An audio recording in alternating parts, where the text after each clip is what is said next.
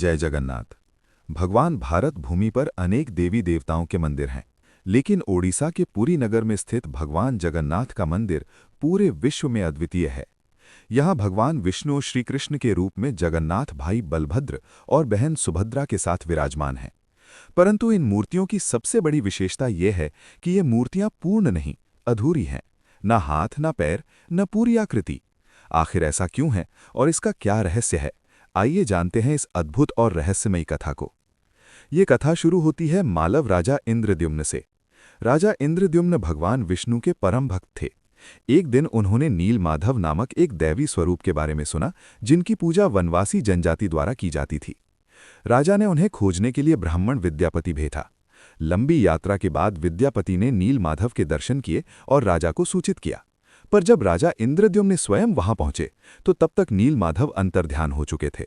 राजा भग्न हृदय से भगवान से प्रार्थना की। उसी समय आकाशवाणी हुई, हे राजन, मैं जगन्नाथ के रूप में प्रकट होऊंगा। तुम मेरा एक विशेष दारू लकड़ी से निर्माण करवाओ। कुछ समय बाद समुद्र से एक अद्भुत नीम काठ का तनाल बहकर आया। उस पर शंख, चक्र, गदा, पद्म के चिन्ह अंकित थे। राजा ने उसे पवित्र मानकर मंदिर में स्थापित किया। पर समस्या ये थी कि उसका निर्माण कौन करे।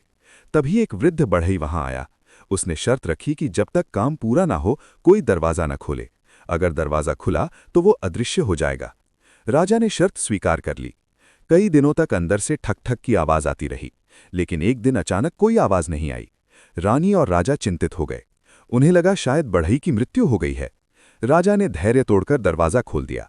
जैसे ही दरवाजा खुला, वृद्ध बढ़ई अदृश्य हो गया।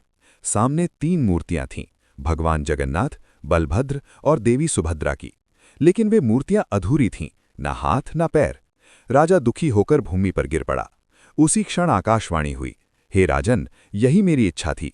मैं अधूरा रहकर ही संसार का कल्याण करूंगा।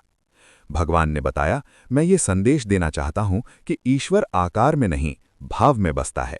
मुझे हाथ पैर की आवश्यकता नहीं, मुझे भक्त का हृदय चाहिए। इसलिए भगवान जगन्नाथ की मूर्ति अधूरी है, ताकि संसार को ये सिखाया जा सके कि ईश्वर सीमाओं से परे है।